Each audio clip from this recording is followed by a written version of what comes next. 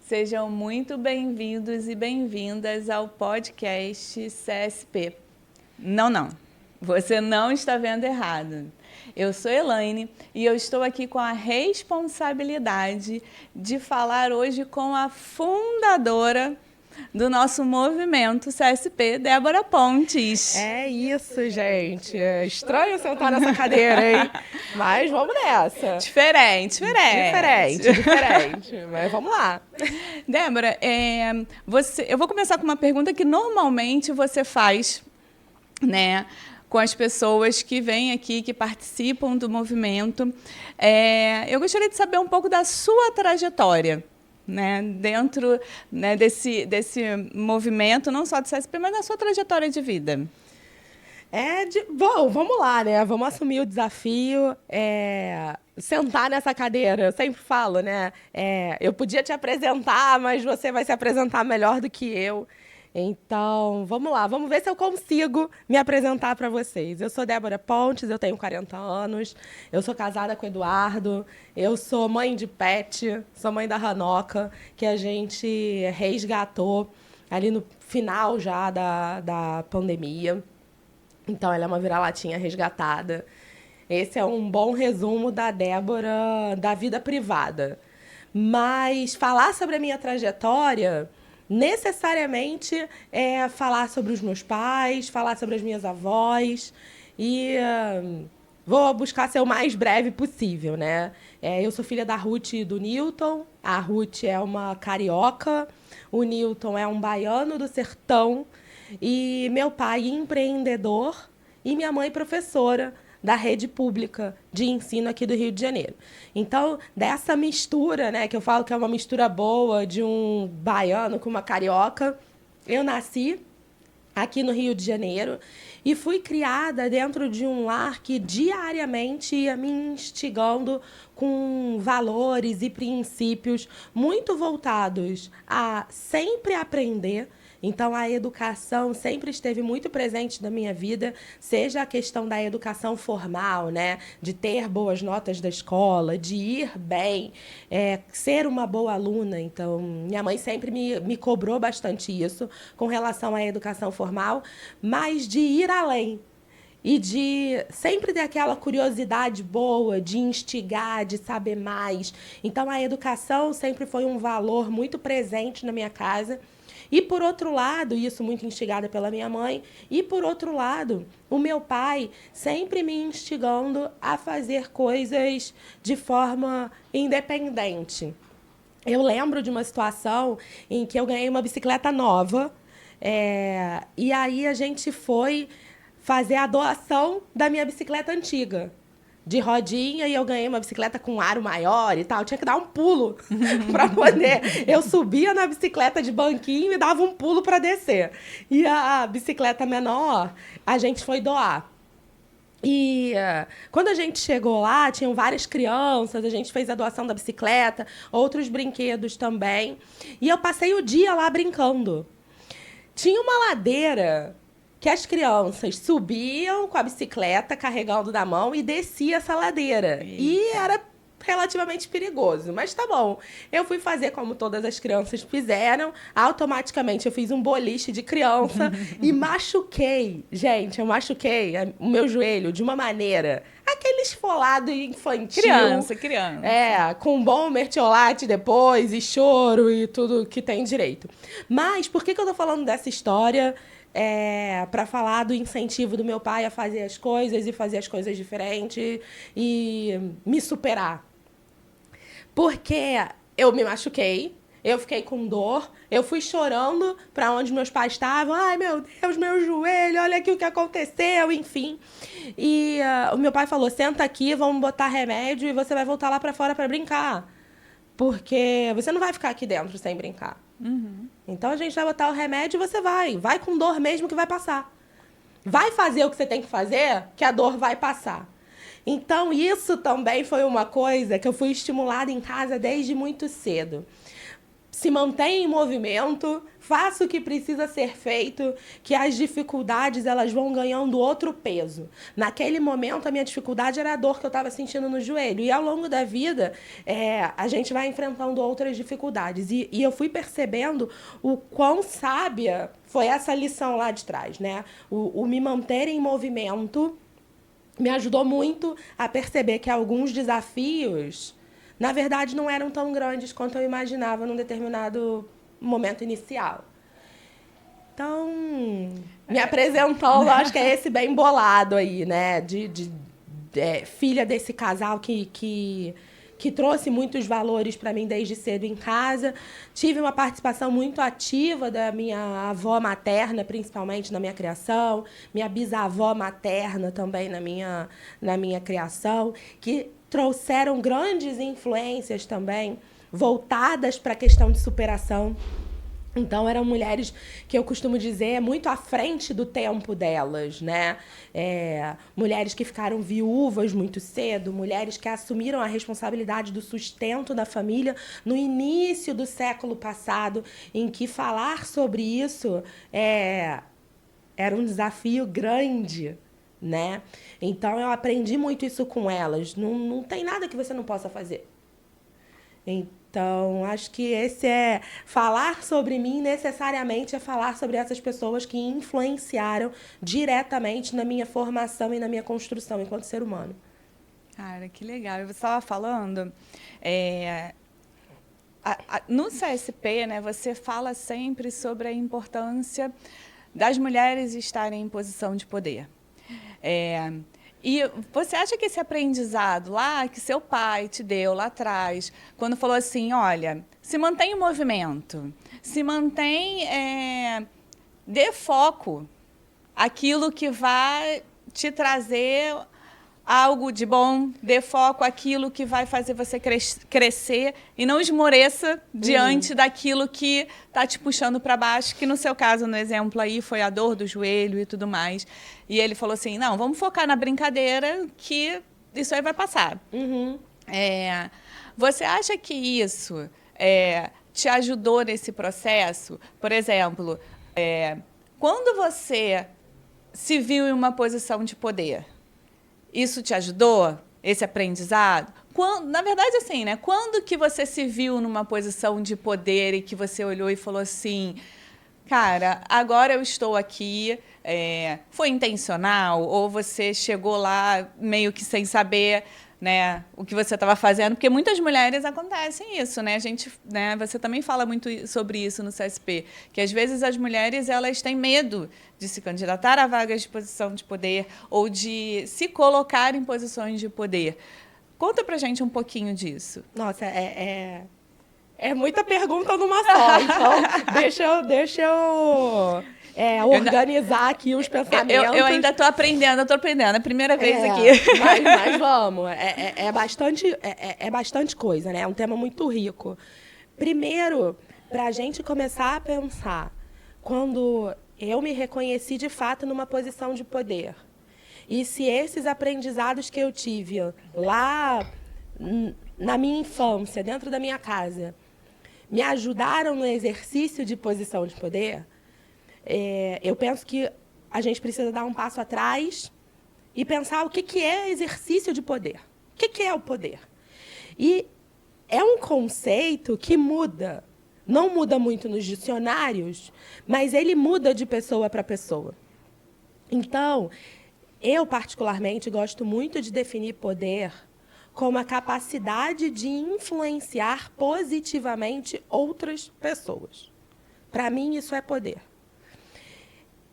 E nessa lógica de exercício de influência positiva, e eu falei o positiva com esse destaque de forma intencional, porque a gente sabe que existem influências que são negativas, mas essas influências negativas eu não considero como exercício de poder. Então, nesse lugar de influenciar positivamente outras pessoas, nós podemos exercer poder necessariamente em qualquer área da nossa vida.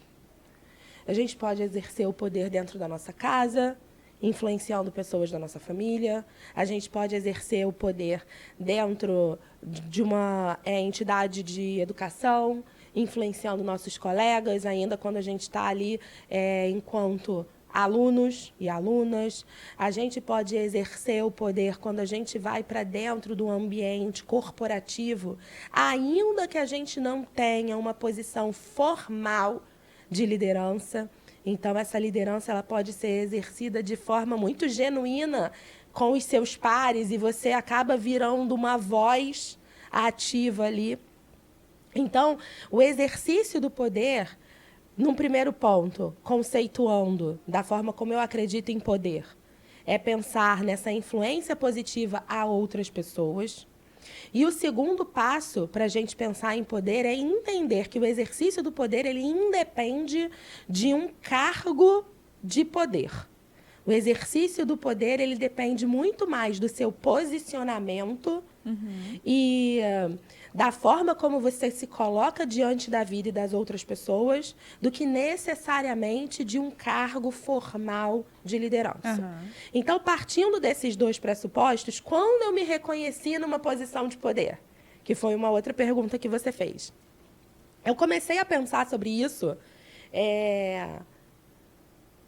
no início desse ano. Olha que interessante. Quando eu fui convidada para ministrar uma palestra em São Paulo, e o tema da palestra era justamente eu falar sobre como eu me reconheci numa posição de poder. E aí, quando eu vi o convite e eu vi o tema que eu deveria abordar naquele encontro, eu falei, bom, então estão me reconhecendo numa posição de poder, porque senão não me convidariam para ocupar esse painel para falar sobre as minhas experiências. E aí sim que eu fui olhar para dentro e pensar, caramba, tá, então eu exerço essa posição, né? Essa posição de influenciar positivamente outras pessoas. A partir desse momento, eu comecei a olhar para trás na minha vida. E aí, como já aconteceu com outros temas, eu comecei a entender que eu exerço essa posição de liderança e de poder há muito tempo. Talvez, eu não sei se eu já contei essa história aqui em algum episódio, em alguma conversa, mas talvez, quando lá no meu maternal convidaram uma colega minha de classe, que era a Letícia, para ser o ano novo da escola. E no dia, na hora H, ela começou a chorar e falou, eu não vou. Eu olhei para a situação, vi o problema e falei, eu vou. E tirei a blusa do uniforme e disse, eu vou. E fui. Não foi só eu vou, né? Eu vou e eu fui. Talvez ali tenha sido o meu primeiro grande exercício de liderança, né? Que começa com a iniciativa. Então, por isso eu trazer essa história. E, na outra pergunta, os valores que você aprendeu na sua casa, né? Foi a pergunta que você me fez. Se os valores que eu aprendi na minha casa me ajudaram nesse exercício, sem dúvida. E aí eu me remeto a essa história mais uma vez, que é antes mesmo da história do joelho, olha só. Antes mesmo da história que eu contei aqui da bicicleta. Porque eu tive a iniciativa de olhar para uma situação que era um problema, propor uma solução e assumir a liderança da solução. Então, esse exercício de poder, ele é muito mais simples do que ele parece. É um posicionamento diante da nossa vida. Eu enxergo problemas, eu proponho soluções e eu me coloco como apta a liderar o processo entre transformar o problema em algo melhor, em capitanear a solução para aquele problema. Então, sem dúvida, os valores que eu aprendi da minha casa influenciaram nisso, até a gente chegar aqui, né? No CSP, que é esse espaço de conversar sobre poder, majoritariamente com mulheres, porque é um recorte que não é sobre falar só sobre mulheres ou só com mulheres. Ele vai muito além disso. É sobre devolver esse papel de liderança a quem sempre foi o esteio da sociedade, se a gente for parar para pensar na nossa cultura, né? Então, É isso. O CSP ele nasce também desse lugar de conversar sobre poder, não só com mulheres, mas com a sociedade, mas sobre o papel da mulher dentro dessa sociedade como um esteio e como uma posição de liderança que a mulher é. Perfeito, sim. Como você vê, uma coisa vai complementando a outra, né? Isso é muito interessante. Mudando assim um pouquinho de assunto, mas ainda falando sobre a questão da liderança feminina, né? Uhum. Sobre o impacto da liderança feminina. Esse ano você se candidatou a vereadora nas eleições municipais aqui pelo Rio de Janeiro. Talvez o maior desafio que eu tenho enfrentado até aqui. Mas vamos lá. Assim, você fala, né, muito sobre a importância das mulheres estarem na política.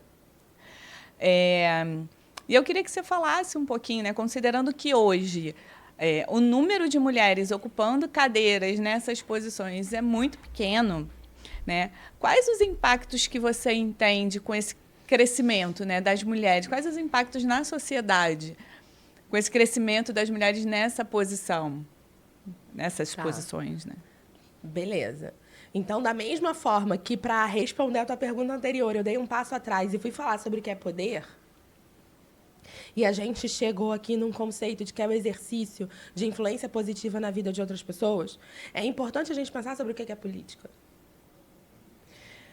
Porque, muitas vezes, quando a gente para pensar em política, a gente necessariamente está pensando na política partidária, que é a política dos cargos, que é a política que a gente vê na televisão, que é a política das posições de lideranças formais no município, no estado e na União Federal. E aí a gente tem N cargos e, sim, como você falou, agora em 2024, eu fui uma das candidatas a um desses cargos formais, né? Eu me candidatei a uma das cadeiras de vereança, né? Eu me candidatei para vereadora aqui na cidade do Rio de Janeiro.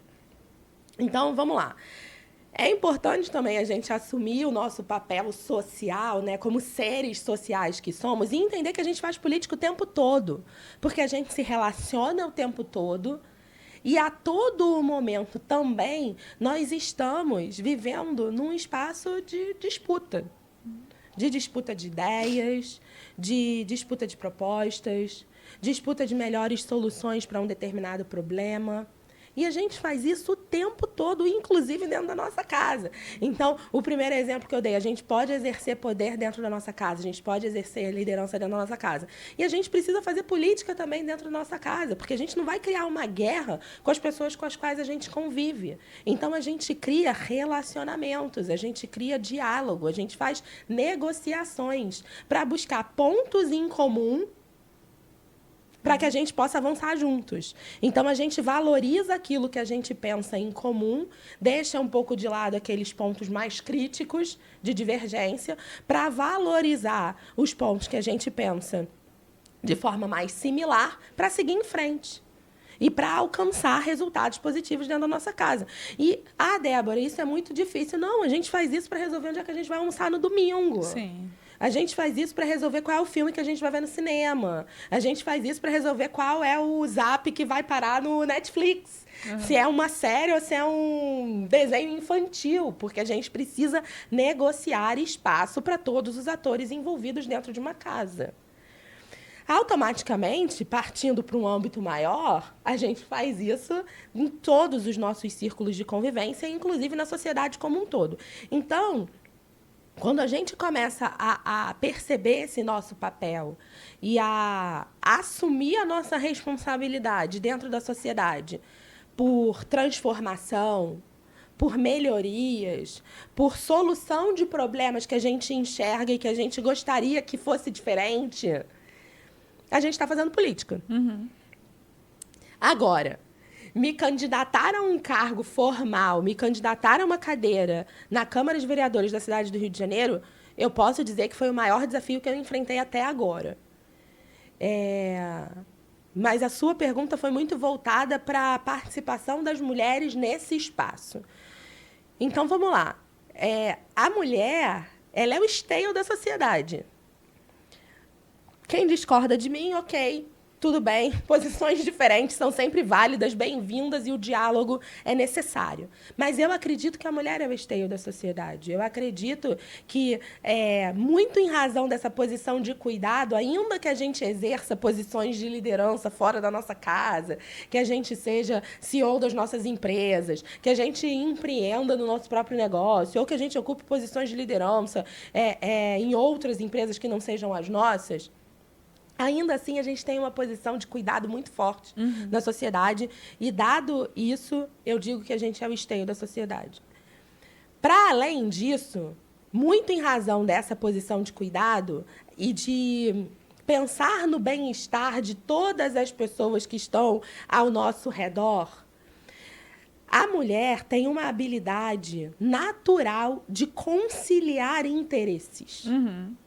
De buscar dialogar de uma forma menos violenta. E aqui, quando eu digo menos violenta, eu estou falando, sim, de uma comunicação não violenta, de buscar a negociação para atingir a solução, ao invés de buscar a força, ou de buscar o grito, ou o tapa na mesa, ou é assim porque eu quero e acabou. Então, naturalmente, as mulheres têm essa tendência, uma tendência de maior conciliação, uma tendência de maior visão do todo, de amplitude de tudo que está acontecendo à volta e de, sim, buscar essa interação e a adequação de todos os interesses dos envolvidos. E pensar nisso, não tem como dissociar todos esses pontos que eu trouxe do fazer política, do negociar, de debater, de buscar os pontos comuns para avançar.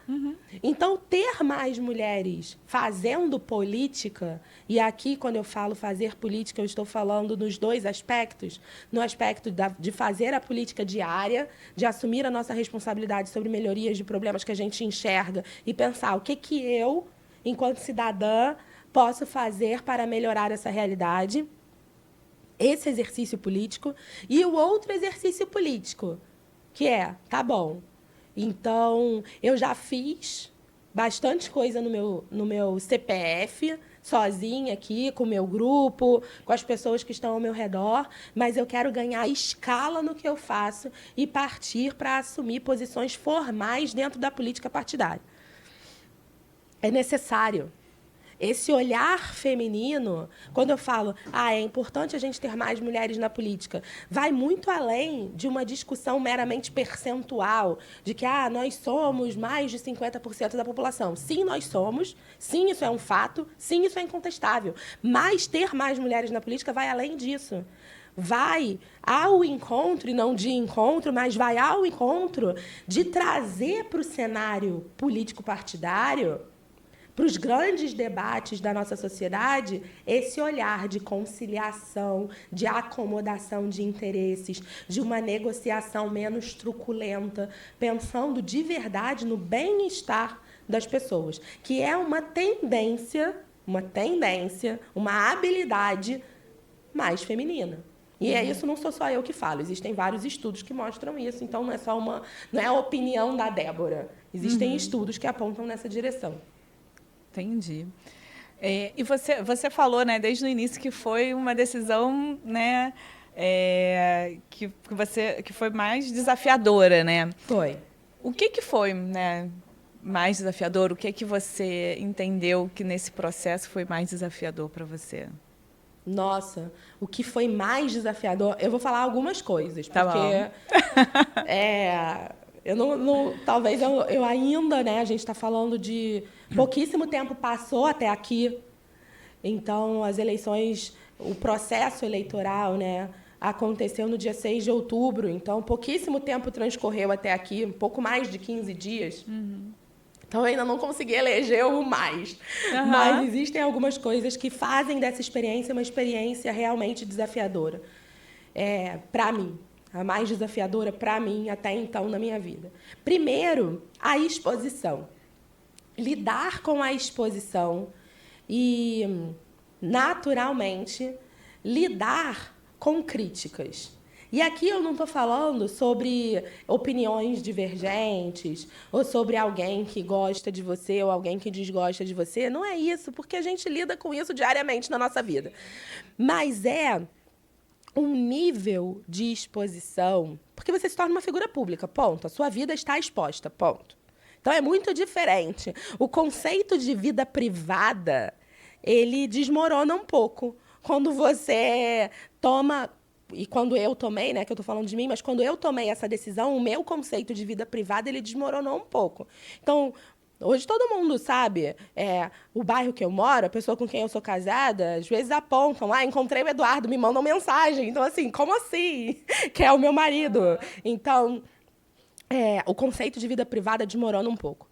E, em segundo lugar, as pessoas, e aí eu não vou generalizar as pessoas, mas muitas pessoas deixam de te considerar um ser humano.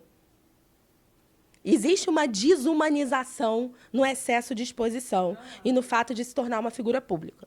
As pessoas simplesmente acham que você não está ali e passam a falar sobre você, bem ou mal, como se você não estivesse ali. Então você se torna um objeto, assim, igual essa caneca. E você começa a falar dessa caneca e tá tudo bem, né? A caneca não tem ouvido, ela não tem sentimento. Nada está acontecendo com essa caneca. A água que está aqui vai continuar geladinha. Só que as pessoas começam a encarar a sua vida, muitas pessoas começam a encarar a sua vida como se fosse essa caneca. Isso é muito desafiador. Buscar esse equilíbrio, essa sanidade mental em você ter a segurança do que você é, dos seus propósitos, dos seus valores. Então, por outro lado, esse desafio fortalece ainda mais as tuas origens, que foi o que aconteceu comigo, por exemplo. Então, ao passo que eu me senti objetificada nesse aspecto, e aqui eu não estou falando de uma objetificação feminina, eu estou falando de uma objetificação no sentido de que as pessoas falam sobre você como se você fosse uma porca, né? E simplesmente ignoram que você existe, que você é um ser humano e falam de você bem ou mal. A internet, eu vou abrir aqui um parêntese para voltar para falar sobre o fortalecimento dos meus valores, mas antes disso eu vou abrir um parêntese. A internet também favorece isso, né? Porque ninguém precisa olhar para você para falar qualquer coisa ao seu respeito. Então, isso dá um excesso de coragem para as pessoas que é impressionante. E, para além disso, para alguns dá um excesso de coragem, porque a pessoa pelo menos fala o que quer no próprio perfil. Para outros, existem aqueles perfis fake que são criados, né, às vezes há muito tempo, que tem anos de criação, mas tem só serve um seguidor, 2 é. seguidores, só serve para ali fazer esse tipo de comentário que não é nem um pouco edificante. As críticas, elas são edificantes, mas o que eu estou falando aqui não tem nada a ver com crítica e eu tenho certeza que as pessoas que estão assistindo já entenderam isso. Mas, fechado esse parêntese, por outro lado, isso fortalece muito o seu senso de identidade. Fortaleceu muito o meu senso de identidade. O que eu sou, quais são os meus propósitos, quais são os meus valores, por que eu estava fazendo aquele movimento. Então, isso foi um ganho muito grande também. Mas é importante que, ao entrar no jogo, e aí eu vou falar principalmente das mulheres, nós tenhamos essa noção muito firme. Porque é muito fácil se deixar levar por um monte de coisas e começar a se questionar várias coisas. Porque da mesma forma que a gente tem o feminino, tem essa tendência da conciliação e de uma comunicação menos violenta e de buscar mais respeito e etc., uma conciliação de interesses, a gente também tem essa tendência a achar que a gente precisa de se desenvolver mais, estudar mais, se preparar mais, ser mais, porque a gente nunca está à altura de uma determinada posição. Então, se não está muito forte o senso de identidade, e se você não tem, e eu tive essa sorte, de ter uma rede de apoio muito firme comigo, é muito fácil escorregar. E aí, ao invés de fortalecer o senso de identidade, você ir pelo outro lado e começar a se questionar quanto aos seus próprios valores, a sua identidade, quem você é. E aí, Elaine, já vou encerrar essa resposta, porque para não me alongar mais, mas talvez esse ainda seja um dos motivos que afastam as mulheres da concorrência dos cargos políticos partidários formais. As mulheres fazem política. As mulheres fazem muita política. Né? Elas fazem muita política na organização civil, né? Na sociedade civil organizada. As mulheres fazem muita política nos bastidores. Elas fazem muitas das articulações importantes que a gente acaba vendo no nosso dia a dia. Contudo, talvez esse desafio da exposição, da perda do conceito da vida privada, do se tornar uma figura pública e automaticamente você perder um pouco do seu senso de humano e aí virar uma parede onde todo mundo taca pedra e algumas flores também estão jogadas, mas mais pedras.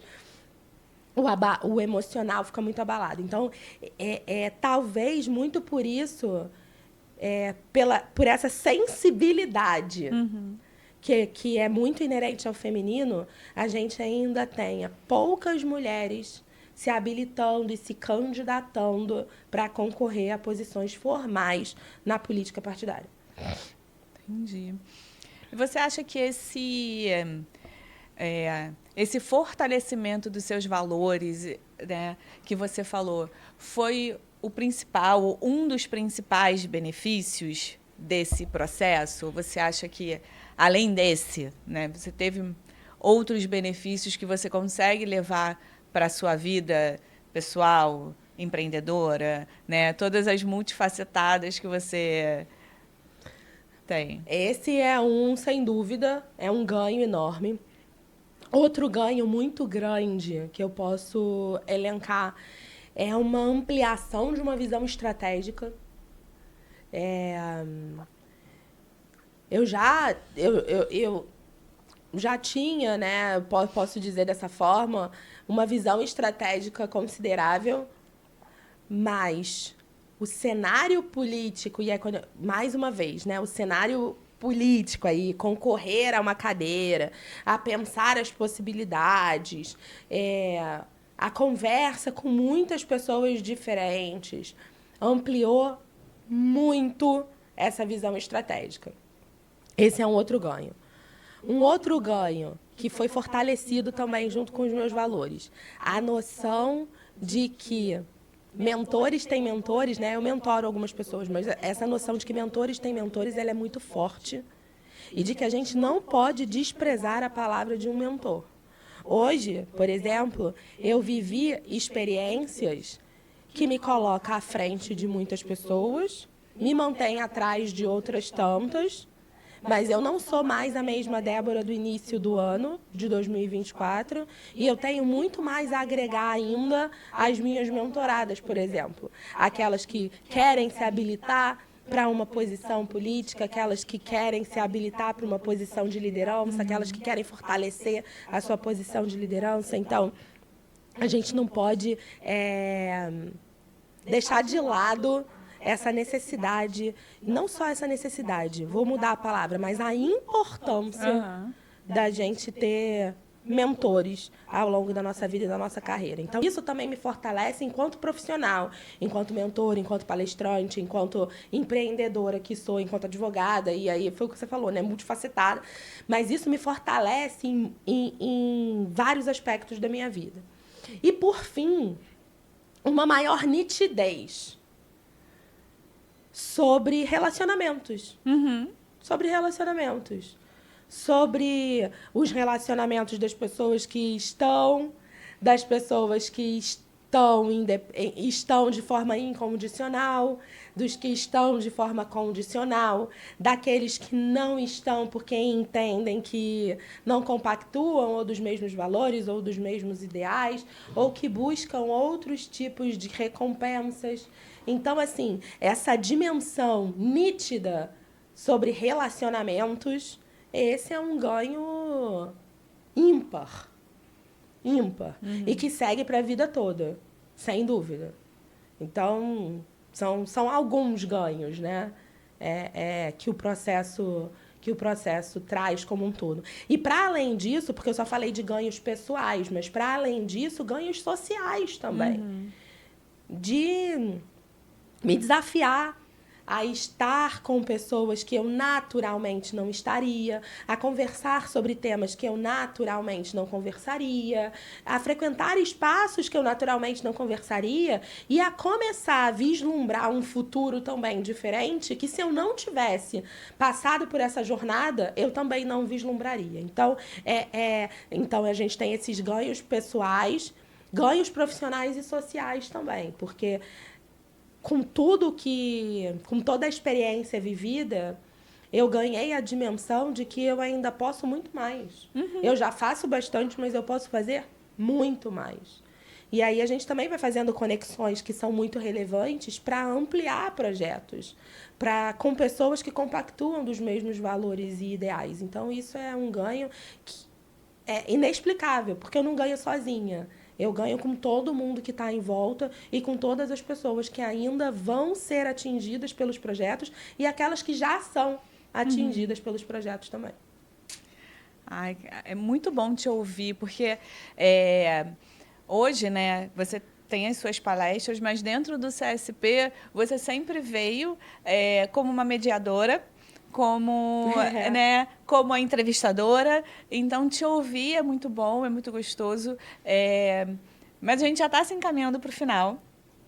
Então, eu gostaria que você deixasse as suas considerações finais. Como foi a sua experiência de estar aqui sendo entrevistada? Quais são os seus planos, né, a partir de agora? O que você quiser falar, a palavra está com você, mais uma vez. Então, sobre considerações finais, né?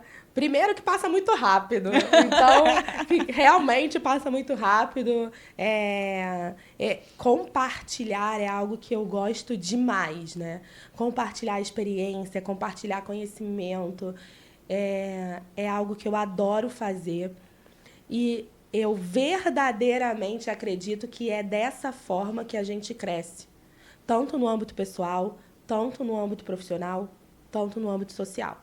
Então, o compartilhamento leva a gente para outro patamar de vida. E eu adoro fazer isso. Tanto compartilhando, quanto buscando tirar o melhor das pessoas para compartilhar com outras pessoas. Então, adoro fazer isso. Então, foi muito bom estar aqui desse lado. É a primeira vez, né, que eu estou no CSP desse lado, compartilhando diretamente experiências minhas.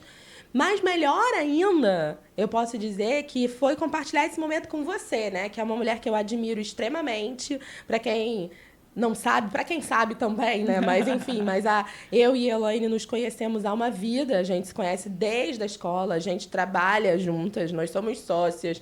Elaine me apoiou imensamente nesse período que a gente estava conversando aqui, que foi no período eleitoral. Foi uma das pessoas cruciais da rede de apoio que eu mencionei aqui. Então, se não fosse por ela, provavelmente não, mas com certeza o processo não teria sido como foi. Eu não teria suportado como eu suportei várias coisas. Então, se não fosse com ela, tudo seria diferente. E palavras finais, peanuts. Que nós não vamos acabar por aqui, porque a Elaine é uma das responsáveis por fazer o CSP acontecer, não só o CSP online, mas o CSP presencial, toda a comunidade CSP. Já fica um spoiler aqui, entendedores vão entender muito em breve. Então, a Elaine é responsável, junto comigo, por tudo isso e com todo o nosso time, e é óbvio que eu não ia deixar ela sentar nessa cadeira sem entrevistar você. Então, agora a surpresa fica... E você acompanha esse bate-papo com a Elaine no próximo episódio. Então tá bom, gente. Até a próxima com essa surpresa. Tchau, tchau.